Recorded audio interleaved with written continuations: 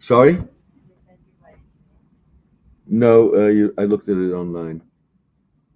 Okay, just I've got to go online. Hello?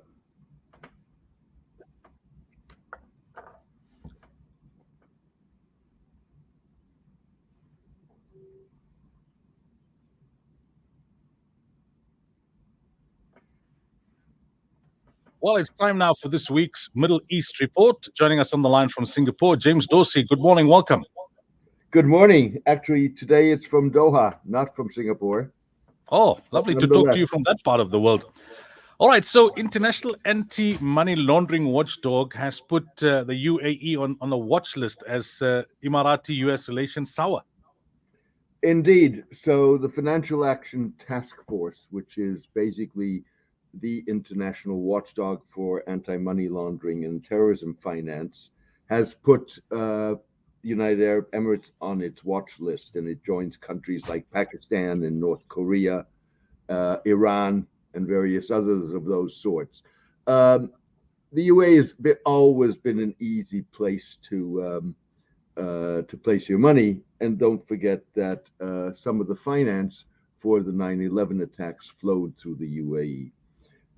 They've now been put on the watch list that comes at a moment at which some Russian oligarchs, are trying to move their money or are moving their money to Dubai, particularly, which causes tensions. But there are broader U.S. tensions with the UAE over Ukraine and over various other issues, including the feeling that the United States has not responded fully and properly to Houthi attacks on Abu Dhabi, and is even considering or was considering taking the Houthis off the terrorism list of the United States.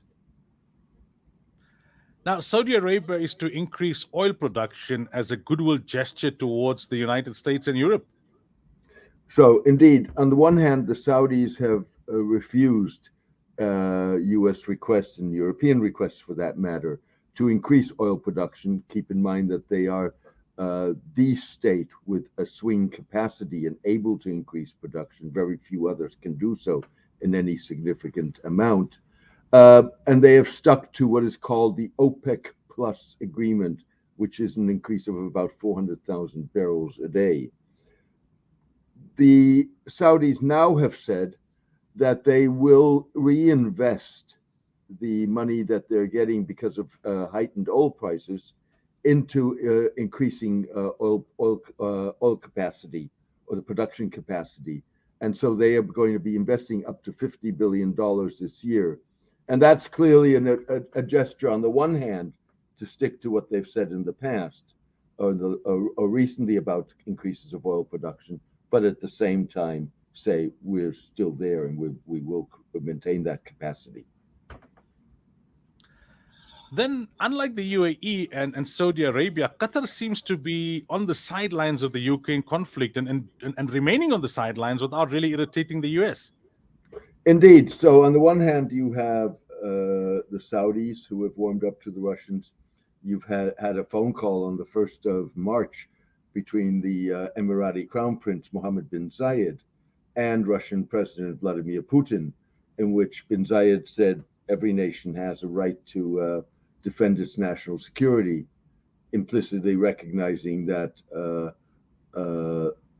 there were legitimate national security interests that justified a Russian invasion into Ukraine. On the other hand, the Qataris have kept their lines open to the Russians. They have the Foreign Minister Abdul Rahman Al Thani was recently in Moscow. The Qataris have not sanctioned the Russians, and yet at the same time they've been very accommodating in terms of trying to redirect natural gas.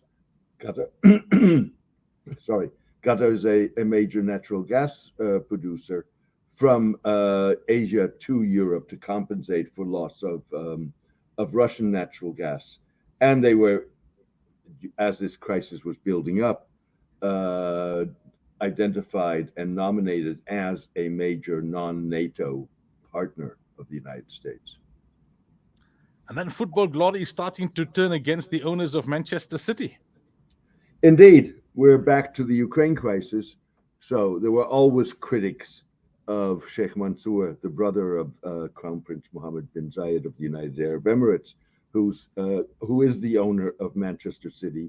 And there were always criticism. This was sports washing of money or a reputation laundering, whichever way you wanted to call it.